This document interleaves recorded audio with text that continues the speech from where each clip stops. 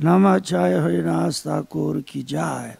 Prem Sukho Sri Krishna Chaitanya Prabhu Nityananda. Shadvaita Gadadhar Sri Go Bhakta ki jai. Shri Radha Krishna Gop Gopinath. Syam Kund Radha Kund Giri Goran ki jai. Shri Vrindavan Dham ki jai. Navadvip Mayapur Dham ki jai. Jamunamaya Gangamaya ki jai. Tulsi Devi ki jai.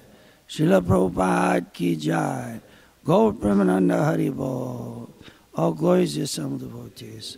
All glories to some devotees. All glories to some devotees. Jai Sri Guru and Gauranga.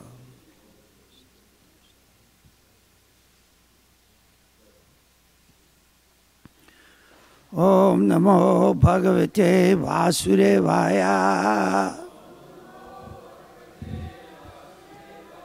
Om Namo Bhagavate Vasudevaya. Om Namo Bhagavate Vasudevaya. Srimad Bhagavatam, Canto 9, Chapter 21, the introduction, and then up till text 6 has the first purport. The dynasty of Bharat. This 21st chapter describes the dynasty born from Maharaj Bharat, the son of Maharaj Dushmanta, and it also describes the glories of Rantidev, Ajamida, and others.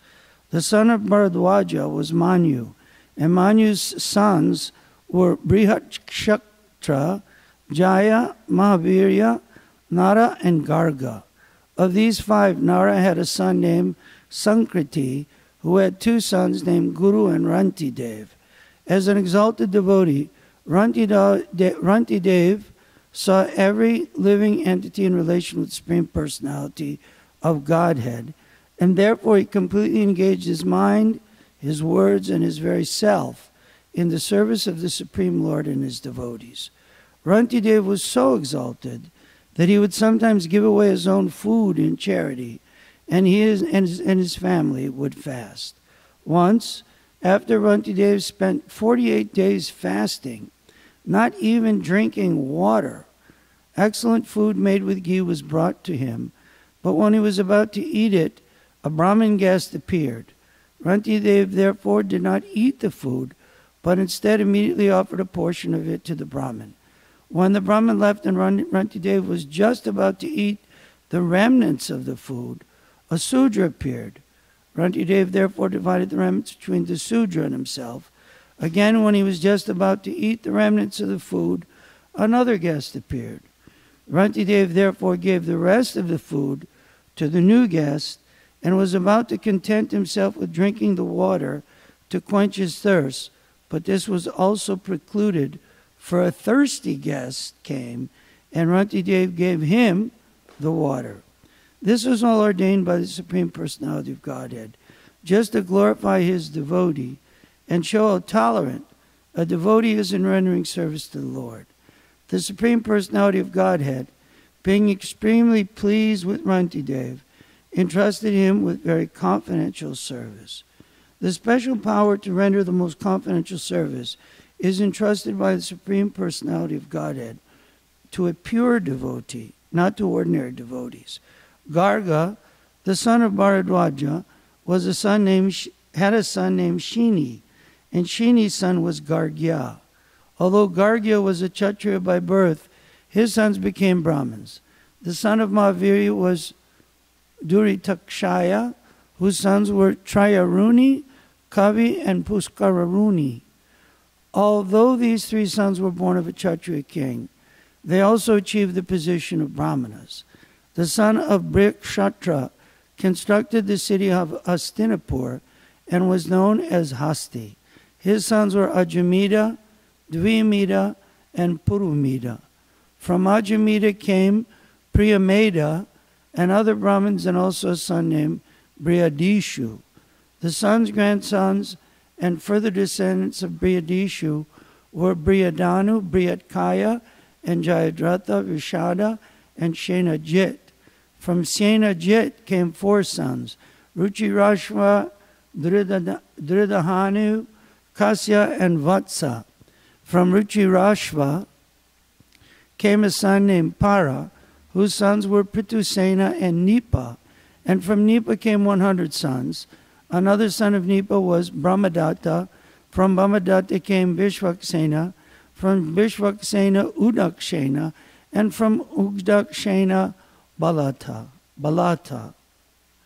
The son of Dvimita was Yavinara.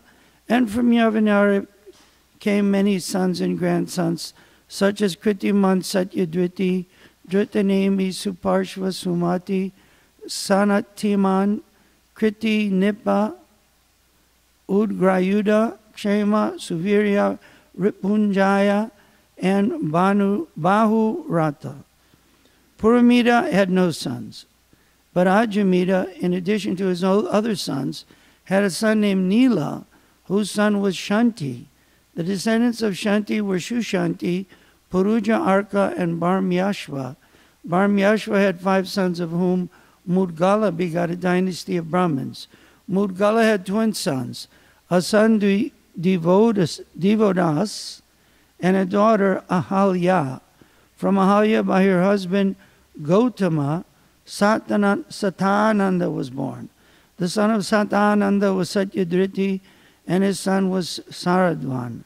Saradvan's son was known as Kripa, and Saradvan's daughter, known as Kripi, became the wife of Drona Acharya.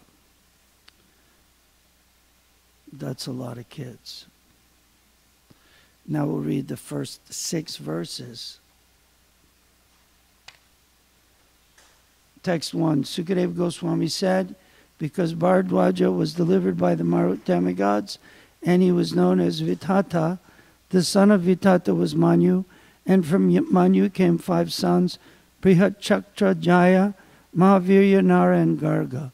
Of these 5, the one known as Nara had a son named Sankriti. Text 2. Umaraj Perkit, descendant of Pandu. Sankriti had 2 sons named Guru and Rantidev. Rantidev is famous in both this world and the next, for he is glorified not only in human society, but also in the society of demigods. Text 3 to 5. Rantidev never endeavored to earn anything. He would enjoy whatever he got by the arrangement of providence, but when guests came, he would give them everything. Thus he underwent considerable suffering along with the members of his family. Indeed, he and his family members shivered for want of food and water. Yet Rantidev always remained sober.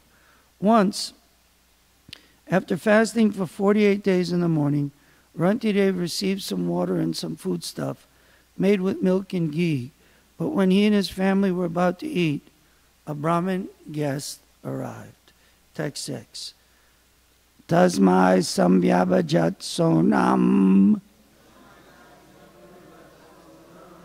adritya shradyanvita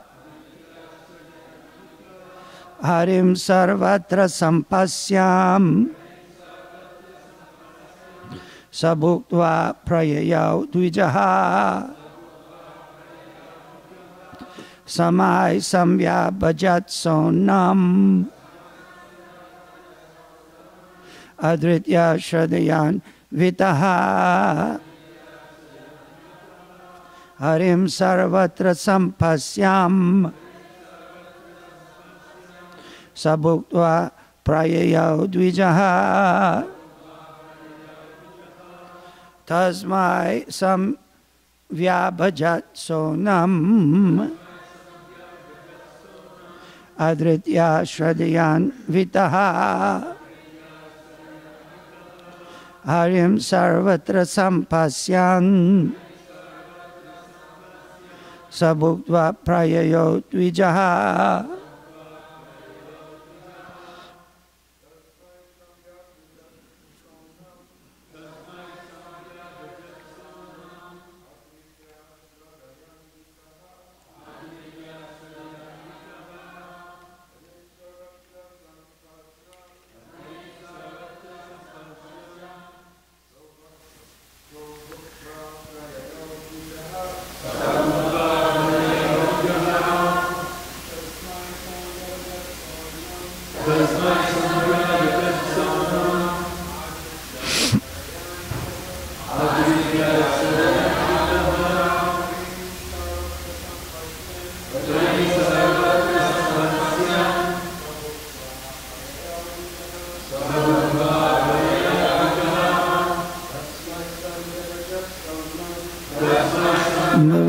sonam adritya shriyanvita anim sarvatra sampasyam Matajis Tasmai samvyavajat sonam adritya shriyanvita anim sarvatra sampasyan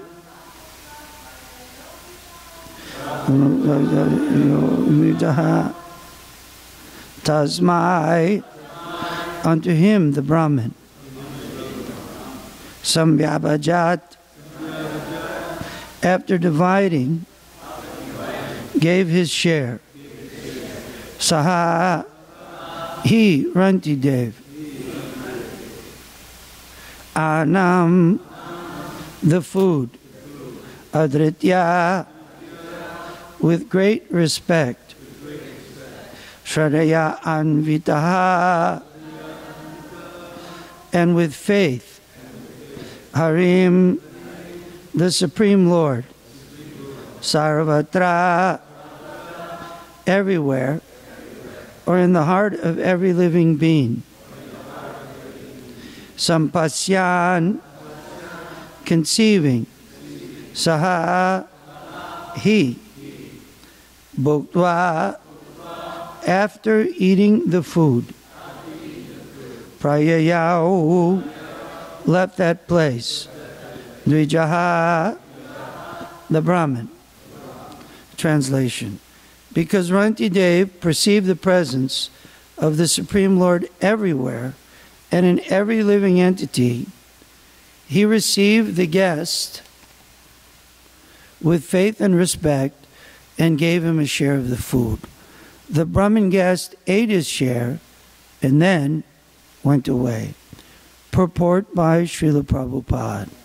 Rantidev perceived the presence of the Supreme Personality of Godhead in every living being, but he never thought that because the Supreme Lord is present in every living being must be God. Nor did he distinguish between one living being and another. He perceived the presence of the Lord both in the Brahman and in the Chandala. This is the true vision of equality as confirmed by the Lord himself in Bhagavad Gita. Vidya vinaya sampane brahmane gavihastani suni chaiva swapakecha pandita samadarshinaha. The humble sage, by virtue of true knowledge, sees with equal vision a learned and gentle Brahman, a cow, an elephant, a dog, and a dog-eater, outcast.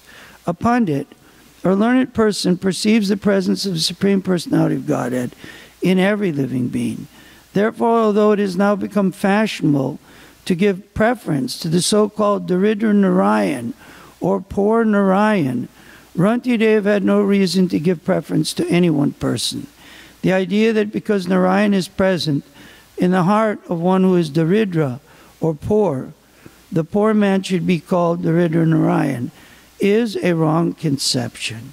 By such logic, because the Lord is present within the hearts of the dogs and hogs would also be Narayan. One should not mistakenly think that Rantidev subscribed to this view. Rather, he saw everyone as part of the Supreme Personality of Godhead. Hari Sambandhi Vastunaha. It is not that everyone is the Supreme Godhead. Such a theory, which is propounded by the Mayavadi philosophy, is always misleading, and Rantidev would never have accepted it. Tasmai samvyabhajat sonam adritya shradyan vitaha harim sarvatra sampasyan sabhuktva prayayau dvijaha. Because Rantidev perceived the presence of the Supreme Godhead everywhere and in every living entity, he received the guest with faith and respect and gave him a share of the food. The Brahmin guest ate his share and then went away. Om Agyana Timirandasya Gyananjana Shalakaya Chaksur Unmilitam Yena Tasmai Sri Gurave Namaha. I was born in the darkness of ignorance, and my spiritual master, open my eyes with the torchlight of knowledge. I offer my respectful obeisances to his lotus feet. So herein, Ranti Dev is glorified. Such a great devotee underwent so much pain and discomfiture for the benefit of others. This is actually stated in Srimad Bhagavatam to be the quality of the devotee. That the devotee undergoes severe pain and austerity only so others can benefit. He was benefiting others by giving prasadam. We are giving, under the order of our spiritual master, this Krishna consciousness movement, and sometimes there's great pain and austerity. Even living in the brahmacharini ashram is very austere.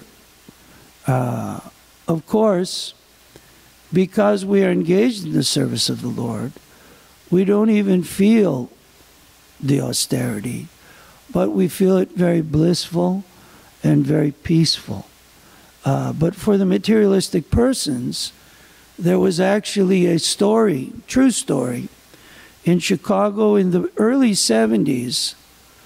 I believe it was the Evanston Police Department sent in some undercover agents to try and find. It was here? No, it happened here also, in Evanston, Illinois. You know, Savas? And they were to live in the ashram and find out what the Hare Krishnas were doing. I don't even think they made it through the night. They stayed one day and they confessed to the president. They went into Sri Govinda's office and confessed, "You guys are the real deal. You know, we tried to do your program, your chanting, your austere diet of khichdi and whatever they had there for 6 chickpeas on wax paper, and sleeping in Evanston in the swimming pool in the deep end. They had one swimming. It was a YMCA building. So those that were, I can't remember if it was the senior devotees, or I think the senior devotees were in the deep end and the younger devotees were in the shallow, or vice versa. Of course, the pool was empty, but that's where we stayed. And the temple president made sure he hacked off the hot water, what do you call, dial, so that the only thing available was cold water in Chicago in the middle of winter. So automatically you would wake up when the first devotee took a shower. You didn't need an alarm clock because you heard the screams of joy when the first devotee who took a shower, 2:30, 2:45, would go in the cold shower when it was 20 degrees outside and the water was probably 5 degrees, and the water would touch the skin, and devotees, being young and new, would scream in some kind of ecstasy. Of course, by the second, third, when everyone would start getting up, there would be in unison screams of joy when everyone would wake up. So these policemen went and they said, "We're going to go back and report. You're the real deal. You are austere and got nothing and just are interested in worshiping God. We actually believe it because we've experienced it. There's no sense gratification here." On the opposite, in the opposite, it's actually extremely austere, too austere, and we're cops. We're supposed to undergo all kinds of difficulties, but we can't do this. They admitted, we can't do this for 2 days. Same thing, I think, happened here. And second day, they were like, get me out of here. They stayed for a month. CIA. Who is it? Which one? No, I don't. And they followed? I must not have been here. That was a long time ago.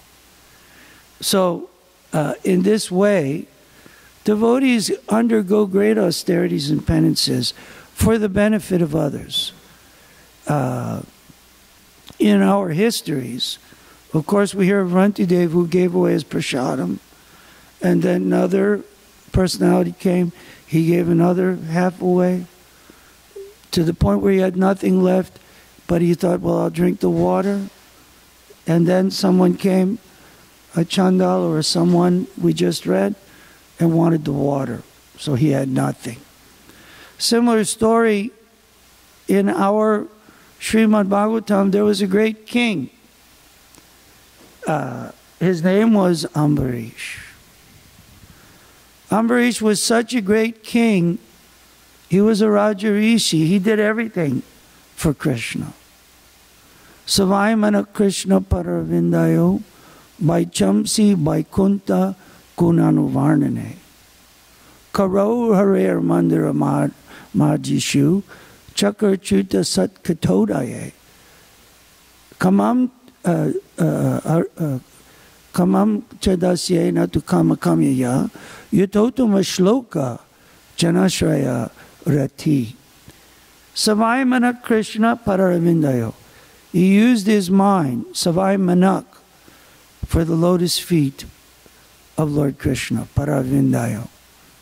By Chamsi, by Kunta, Gunanuvarnane. He used his Vacha, Vaichamsi, his speech, for glorifying the Lord of Vaikunta. Shrutim Chakarachyuta Satkato. He only heard and spoke the Satkata, the transcendental pastimes of the Lord. In this way, Maharaj Ambarish was one of the greatest kings, and he used to undergo austerity and penance, so much so that he wouldn't eat or drink for 1 year. I think he did it every year. No, maybe he skipped a few years. If he did it every year, it would be a little difficult. Anyway, he didn't eat or fast or drink for 1 year. Of course, as we know, following Ekadasi, the Dwadasi arrives, and you have so many minutes between this time and this time to break the Ekadasi and break the fast auspiciously. So the time was arriving for him to break the fast, and one Durvasa Muni came to his palace with all of his disciples. What was it? 10,000. 50,000. 60,000 disciples. Keeps going up. Anyone 70? 60,000. Can you imagine? I was in Vrindavan with Radhanath Swami's disciples came. 15 buses arrived. It was only a few thousand people. It was overwhelming. The next morning to greet the deities, you didn't have to walk from one altar to the other. Literally. Devotees shoulder to shoulder were pressed so tight, they lifted you up and you automatically moved to the next altar without moving your feet. Excellent for a person with foot problems. Go to Vrindavan, when all the disciples come, they'll personally move you. It was amazing. So many. That was only 3,000, 2,500. This is 60,000. Durvasa had 60,000 disciples come with him. And he came and said, let me, of course, Maharaj Ambarish offered prasadam and so many things. And he said, wait, let me go bathe with my disciples. They went to bathe. And the time was passing to break the fast. So the Ambarish Maharaj said, went to his ministers, what do I do?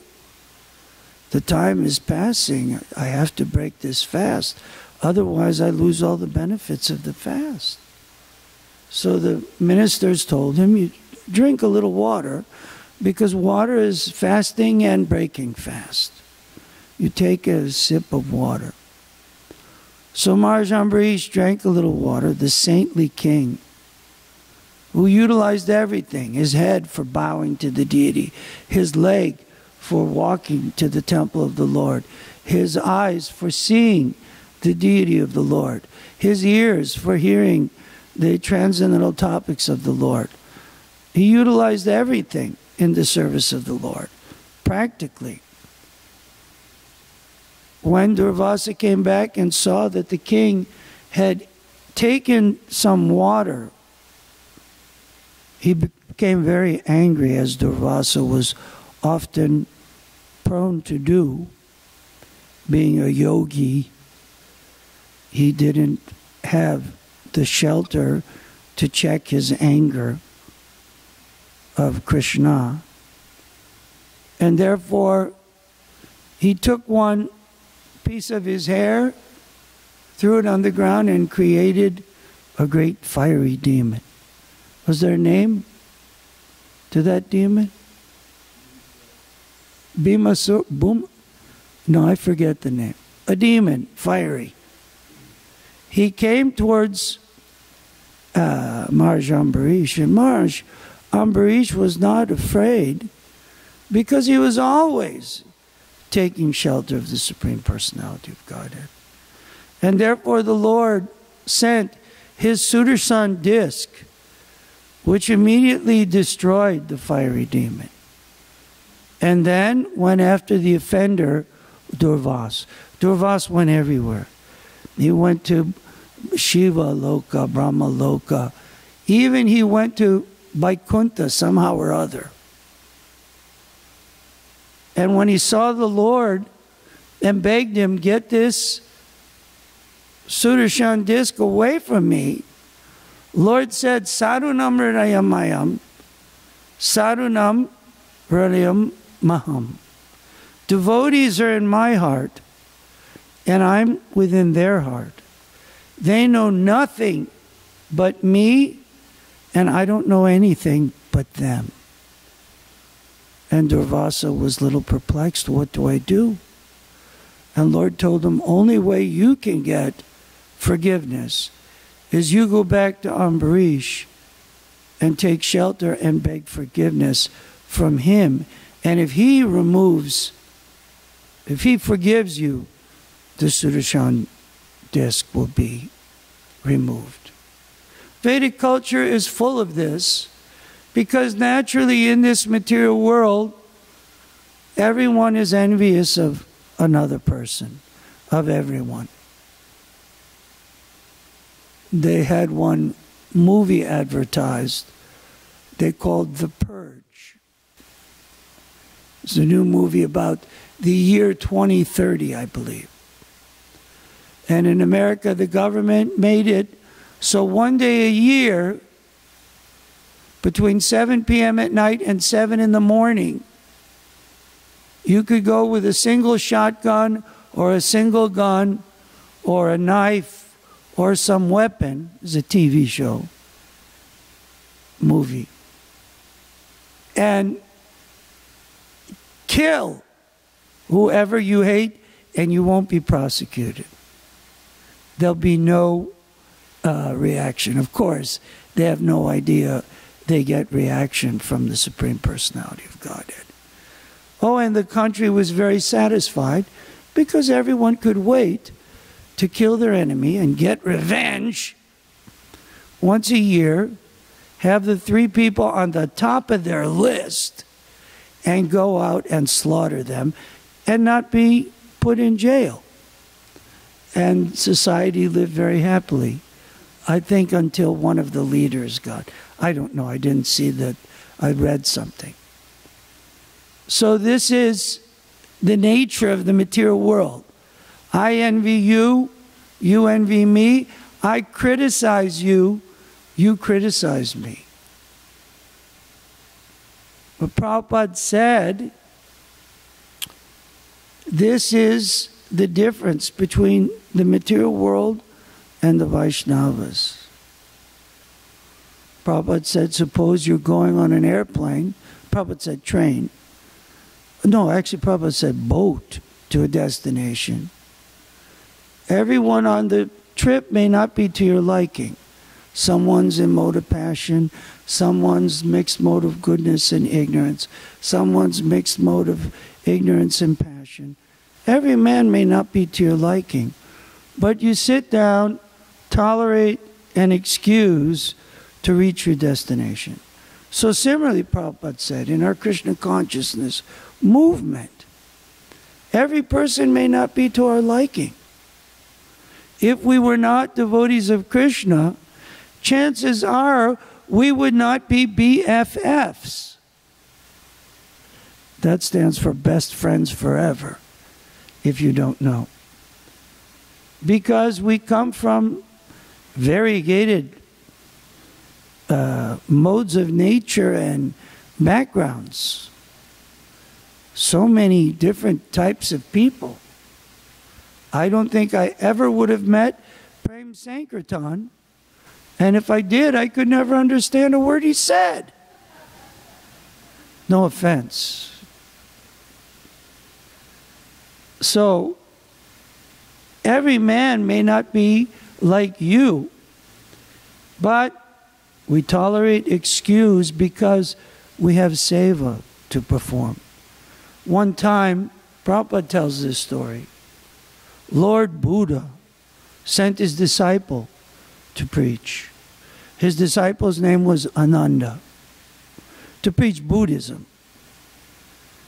And Buddha said to him, you know, people will criticize you. What will you do if you get criticized? And Ananda said, I'll bless and thank the people for not physically harming me. Lord Buddha said, okay, what if the people beat you and physically harm you? And Ananda said, well, I will thank them and bless them for not killing me. He said, okay, but what if the people actually kill you, just like Lord Jesus Christ? And his response was, forgive them, Father, they know not what they do. And Ananda's response was, if they kill me, I will thank them and bless them because I'll be able to be liberated from this material world. So this is Vaishnav. Maharaj Yudhisthira had same experience. Excuse me, Maharaj Pariksit. He went to the home of Samika Rishi. And Samika Rishi was in deep meditation. So much so that when Maharaj Pariksit asked for a glass of water, Samika Rishi didn't respond. So Pariksit Maharaj, being a little bit disturbed, threw a dead snake as a garland around the neck of Samika Rishi. Samika Rishi? Yeah. Samika Rishi had a son, young son, named Shringhi. And Shringhi got very offended. Samika Rishi came out of his trance. He tolerated the offense. He was a Rishi. But his son cursed Maharaj Pariksit that you die within 7 days by a snake bird bite. Snake bite? Snake bird. Bite of a snake bird. Maharaj Pariksit accepted the curse. Being a Vaishnav, being a devotee, he accepted and took the opportunity to hear Srimad Bhagavatam so that we could get Srimad Bhagavatam and hear all the transcendental. He took it, he sat down, and he heard the recitation of Srimad Bhagavatam from Sukadeva Goswami. And this Samika Rishi felt very disturbed that his son had done such a terrible thing, counter curse or curse. So the nature of this material world is like that. I criticize you, you criticize me, but Vaishnava, Shastra teaches us, Srila Prabhupada teaches us, Vaishnava tolerates and excuses. That is called kshama. To tolerate and excuse. Because in this material world, even unknowingly, people commit so many offenses. It rains in Los Angeles, the car goes down the street and splashes the water on you. Great offense. But it was more or less unknowing, hopefully, by the wrongdoer. And for devotee, he tolerates and excuses. Of course, if we see another devotee offended, we become like fire. That's another story against the offender. But for ourselves, we tolerate and excuse. We aren't so puffed up that, who do you think I... Don't you know who I am? I've been in this movement for 142 years. Don't you know all the things I've accomplished? Prabhupada said Hari Bol to me once. Vaishnav means Prabhupada spoke to everyone. Prabhupada gave instruction to everyone. Prabhupada's giving instruction to the new devotees, to his Param disciples. He'll give instructions to his Param disciples. Distribute my books. He gives instruction in his purports. He gives instruction everywhere. So one has to be very tolerant and excuse and focus on serving the Supreme Personality of Godhead. Like Maharaj Ambarish, like this Ranti Dev, who he'll find out later, these personalities that came and took all his food. Someone takes my food. Who took my food? Who took my... Did you steal my pakora? We flip out. Somebody took half my samosa. I'm going to tell Savas. I'm going to call Tadit right now. They took... My sweet ball's missing. I offered obeisance. That happened in New York. And they told Prabhupada. I think it was Tamal Krishna Goswami was sitting with some other devotees. Tamal Krishna Maharaj. He tells the story. The devotee offered obeisance. Namo Vishnu Padaya Krishna Prasad. While he's offering obeisances, Goswami Maharaj took the sweet ball. I don't know if he ate it while he was offering it. He ate it while he was offering obeisances. A whole bunch of sweet balls? Oh, the other devotee. And he went to Prabhupada.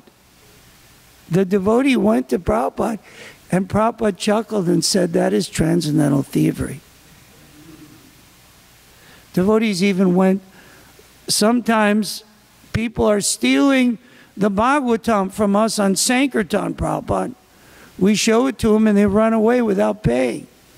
And Prabhupada said that is the perfection of thievery, that they steal the Bhagavatam. So devotee sees in a transcendental way. He doesn't see, she doesn't see in a mundane way. And we undergo great austerity and penance. Eating only Krishna Prasadam. On Sunday, we're very austere. We only eat food cooked in ghee twice a day at the Maha table and then at the Sunday feast. Great austerity and penance. Living in the ashram, chanting Hare Krishna, rising early in the morning. But for the Vaishnava and the Vaishnavi, these are great joys. This is happiness. We go visit someone and we don't get up early in the morning and we can't even focus our brain. I went to see my sister once in Florida, and all kinds of mundane things were going on in the house. And I woke up and it was late already. They were talking. I couldn't even chant my japa alone in solitude and peacefulness. And my mind was completely spaced out. I couldn't focus on anything. So for a devotee, these austerities and penances are our joy in life. All glory to Sri Guru and Gauranga.